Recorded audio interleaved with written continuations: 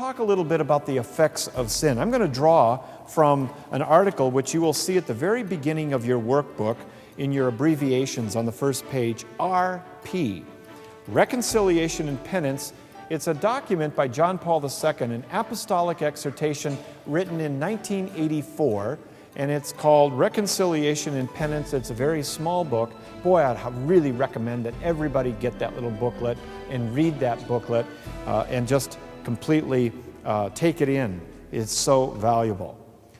As John Paul II states in his exhortation, Reconciliation and Penance, sin is not merely to deny God. It's not merely to deny God. It's not to say, I deny that God is there. But sin is also to live as if he did not exist, to eliminate him from one's daily life. That's pretty powerful, isn't it? To live as if he didn't exist. You know what? This is really a problem for us as Americans because we have everything that we need in life that makes it so easy to live as though he didn't exist. We can be entertained to death, fed to death. We can be pleasured to death. We can have leisure to death. We can live as though he didn't exist. There was a famous story of a Chinese missionary who came over to the United States to visit the church. And after returning to China, he was interviewed by the paper and asked, what was the most impressive thing about the church in America? And his answer was, what they can do without God. And then there is venial sin. Venial sin, which involves less serious matter, does not cut us off from God. It doesn't cut us off from the grace of God, the life of the Trinity, but it does weaken the grace in our souls and damages our relationship with God. And if not checked, can escalate into mortal sin.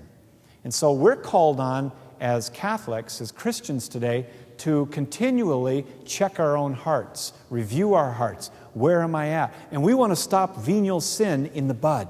Why? We don't want it becoming a habit. Once you have a habit, then you have to extricate that habit. That's harder than simply stopping something that's starting. So we're called to check our hearts regularly, go to confession, deal with that venial sin before it becomes a raging habit that will lead to mortal sin.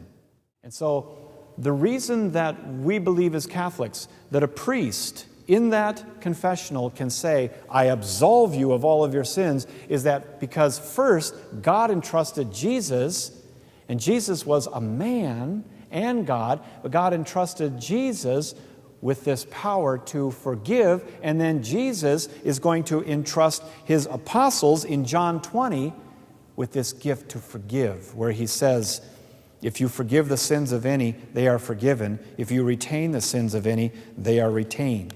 And so when we go to confession and we hear the words, I absolve you of all of your sins, we have to recognize that this authority was given to the priest by Jesus Christ so that you could experience the freedom of release from sin.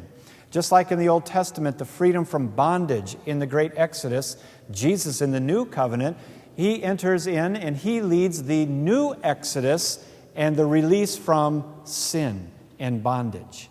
And he now gives us a sacrament, an encounter with him in the sacrament of reconciliation to experience this on a regular basis.